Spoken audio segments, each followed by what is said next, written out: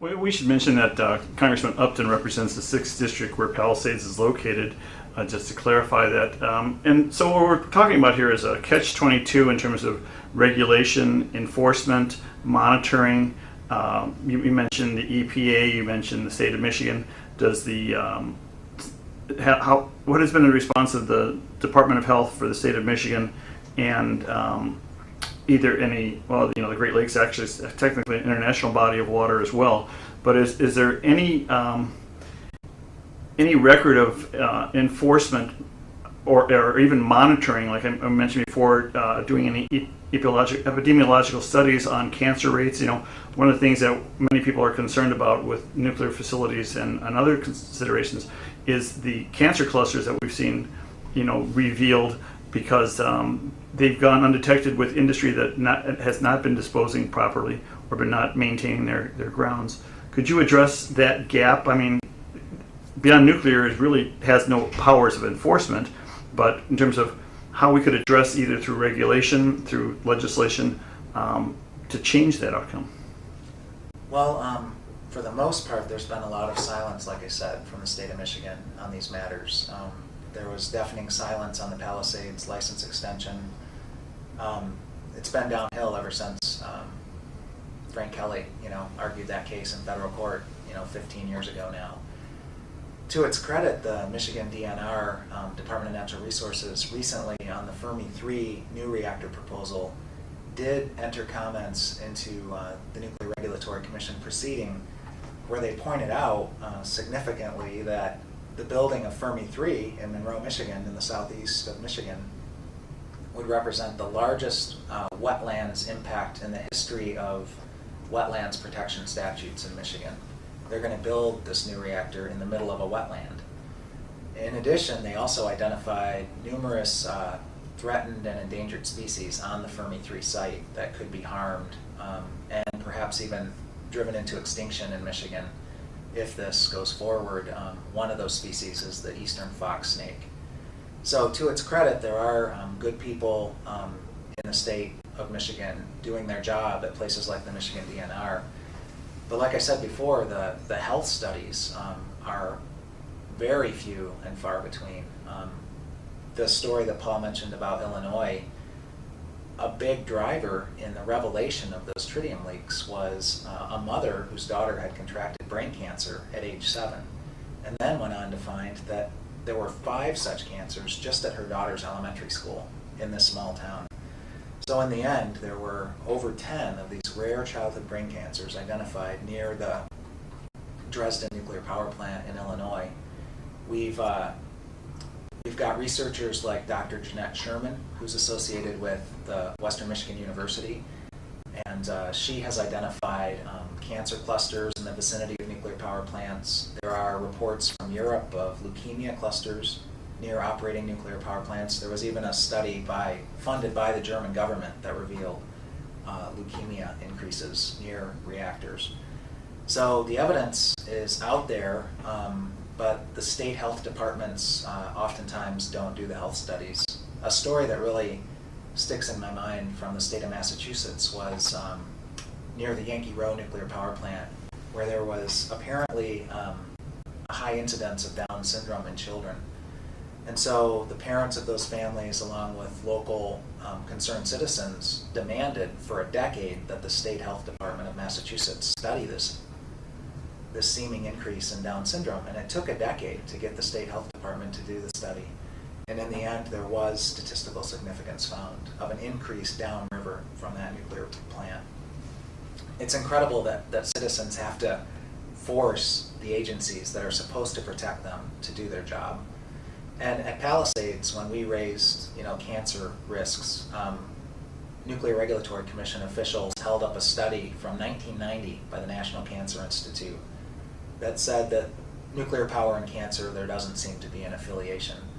Well, that mom in Illinois got a call after hours from somebody in the federal government who said, "Oh, that study? Well, look on this page and look in this paragraph." And right there, it said there's a flaw in the methodology of this study. We didn't look at neighboring counties downwind and downstream. We only looked at the health statistics for the county that hosted the nuclear plant. and many times nuclear plants are located near county borders. So it was a huge flaw in the study. And as I mentioned at one of the Palisades hearings, this is a 1990 study. That's 20 years ago now. A lot of cancer could have manifested in the last 20 years that was not captured by that study.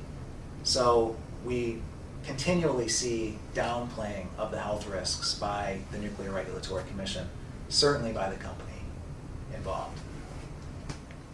One of the concerns is that while all the clinical studies that are being done on radiation and health consequence show that there is no safe threshold, that any exposure to radiation increases your chances of contracting a cancer, getting a birth defect, or some kind of genetic deformity.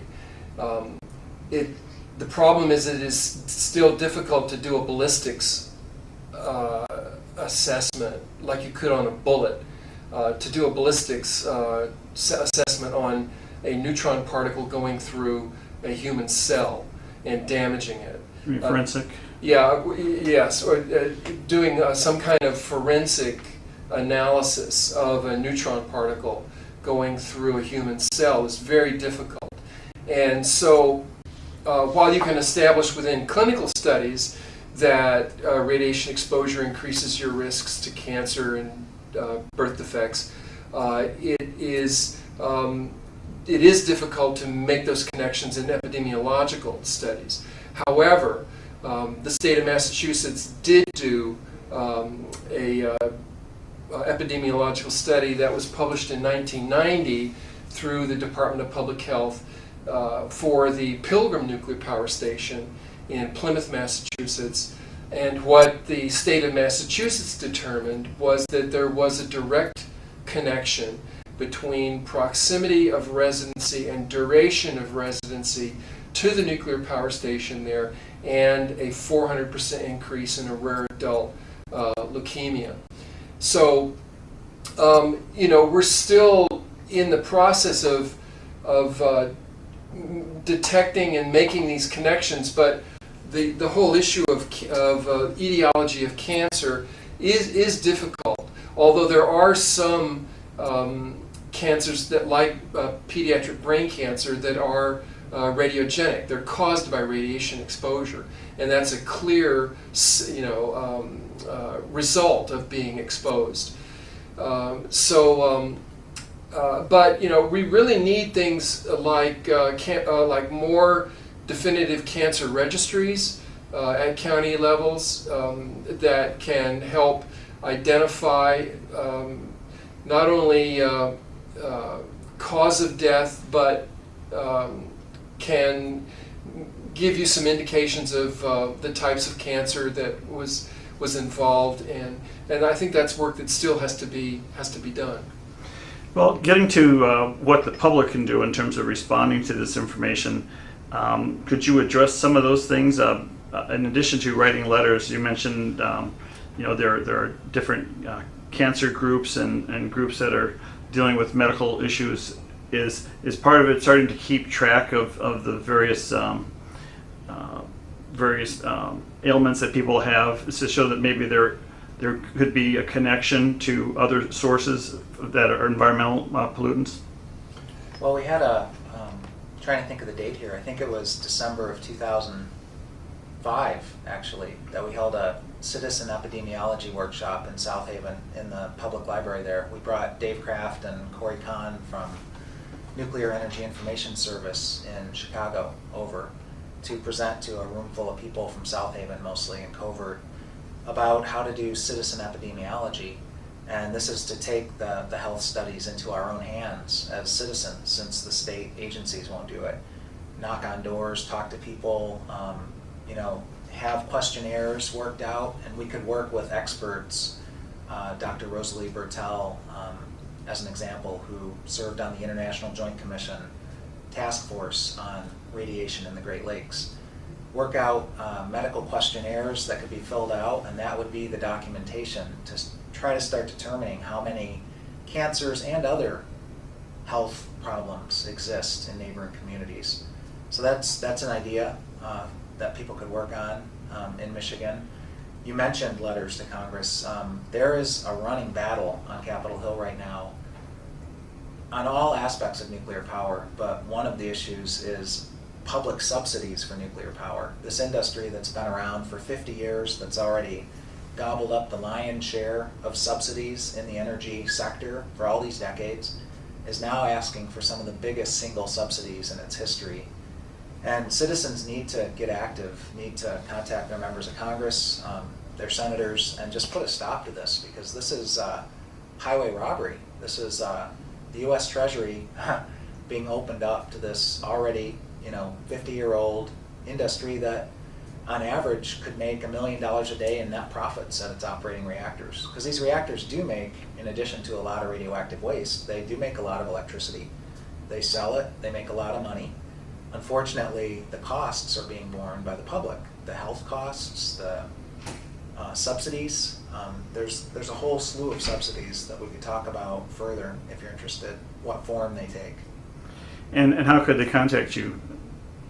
Our contact information here is, our website is www.beyondnuclear.org, and our phone number is area code 301-270-2209. And my email address is simply kevin@beyondnuclear.org. And is there a website that they can go to find out more about your work here? Yeah, the website is beyondnuclear, all one word, .org.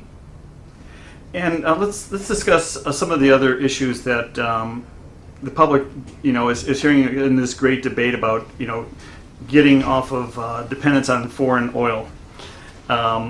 We hear a lot of talk about clean coal. We've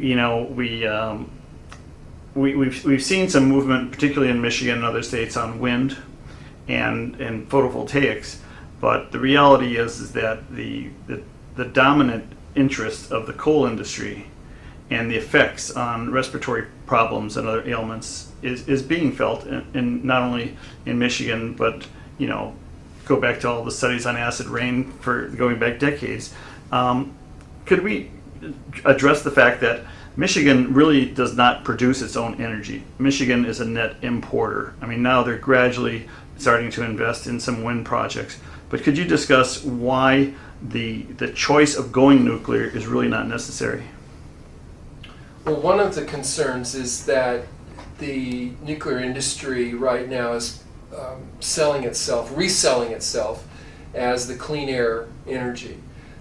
First of all, the nuclear power industry does have a carbon footprint in that the nuclear fuel chain at the uranium mining, milling, and enrichment level all have significant carbon emissions and greenhouse gas emissions that are contributing. And while they are less than coal, they are significantly more than renewable energy sources like wind and solar, and certainly energy efficiency and conservation, which are negative impacts.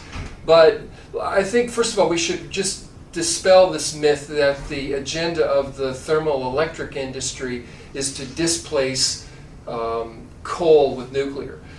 Detroit Edison, in fact, is one of the major marketers and managers of coal transport in the country, as well as an operator of a nuclear power station and proposing to operate more. So the Anthony Early Jr., who's the CEO for Detroit Edison, also chaired the Nuclear Energy Institute as a board of directors. So there are these not only these interlocking directorships between nuclear power and coal, but all across the country you see that electric utilities are operating both coal and nuclear, and fighting the installation of scrubbers on their coal facilities, and then claiming to be clean air energy an industry as well. So their real agenda is to do more of both, more fission and more fossil fuel. And in fact, this combination, particularly with more emphasis on uranium, it actually stands to undo the real solutions to climate change, which are primarily renewable energy and conservation and energy efficiency. And the more time that's wasted on an industry that's already proven to be a failure, like nuclear power has, there have been no new orders since 1978, and no order placed after 1973 was ever completed. So this is all but a moribund industry that's now doing a facelift to basically try to revive itself. And if we divert energy and time and resources into one of the most risky, not only in health and safety and environment, but also financially, that we will squander the opportunity and the precious time that's left to address climate change through real solutions. In the last 3 years, the United States deployed more than 16,000 megawatts of new wind energy capacity in the past 3 years. And this is renewable energy that was deployed through market-driven, privately financed, without evacuation plans, without security risks, and without a highly toxic waste stream. So the opportunity and the technology is there for renewables. It's merely a question of a political will to open up national policy rather than go back down the path to the mistakes of the 20th century with the thermal electric industry and its coal and nuclear polluters. I was just going to add that last October we had Dr. Arjun Makajani from Institute for Energy and Environmental Research right here in Takoma Park travel through Michigan on a book tour. And his book, which was published by a Muskegon publishing company, actually, RDR Publishers, it's called Carbon Free and Nuclear Free. And Dr. Makajani's proposal and his analysis is that by mid-century we could phase out nuclear power and fossil fuels from the U.S. energy sector, replace it with efficiency and renewables, and power the United States economy that way. And right when he came through on that tour, the Michigan State University Land Use Institute put out a report that there are available to Michigan 320,000 megawatts of wind power accessible on the Great Lakes. The Department of Energy's National Renewable Energy Lab itself has reported for years that there are 16,000 megawatts of land-based wind available in Michigan. So compare these numbers, 320,000 megawatts of offshore wind compared to the Fermi 3 new reactor proposal, which is a 1,500 megawatt proposal. And even the land-based wind, 16,000 megawatts.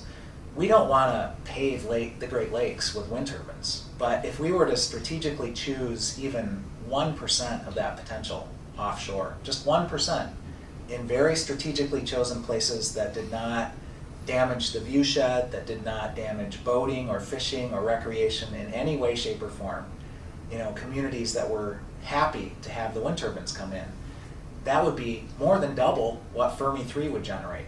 This proposal that the price tag of which is already at least $10 billion, probably going to rise to $15 billion.